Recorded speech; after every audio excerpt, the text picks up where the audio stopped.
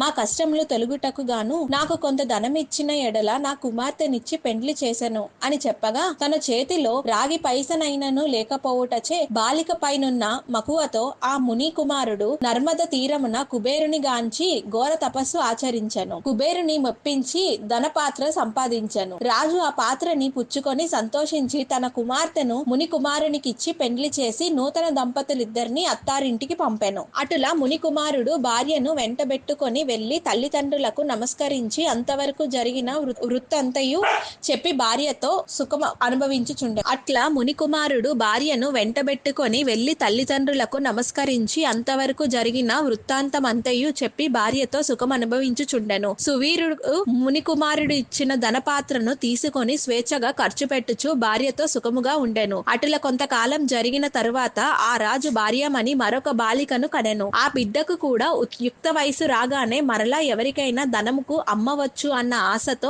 ఎదురు చూచుచుండెను. ఒకానొక సాధు పుంగవుడు తపతి నది తీరము నుండి నర్మద నది తీరమునకు స్థానార్థమై వచ్చుచు దారిలోనున్న సువీరుని కలుసుకొని, ఓయ్, నీవెవడువు? నీ ముఖ వర్చస్సు చూడగా రాజవంశమునందు జన్మించిన వాని వలె ఉన్నావు. నీవి ఈ అరణ్యమందు భార్య బిడ్డలతో నివసించుటకు కారణమేమి అని ప్రశ్నించగా, సువీరుడు, మహానుభావ, నేను వంగదేశంను నిల్చుండేది సువీరుడును రాజును. నా రాజ్యంను శత్రువులు ఆక్రమించుటచే భార్య సమేతంగా నేను ఈ అడవిలో నివసించుచున్నాను. నాకు 2 కుమార్తెలు. అందు మొదటి కుమార్తెను ఒక మునిపుత్రునికిచ్చి వాని వద్ద కొంత ధనం పుచ్చుకుంటిని. దానితో ఇంతవరకు కాలక్షేపం చేయుచున్నాను అని చెప్పగా, ఓ రాజా, నీవు ఎంతటి దరిద్రుడు అయినను ధర్మ సూక్ష్మము ఆలోచించక కన్యను అమ్ముకుంటివి. కన్య విక్రయము మహాపాతకములలో ఒకటి. కన్యను విక్రయించిన వారు అసిపత్రవనమను నరకం అనుభవించుతారు. ఆ ధన్యములతో దేవముని పితృదేవత ప్రీత్యర్థము ఏ వ్రతము చేసినను వారు నశించుతారు. అదియనుగాక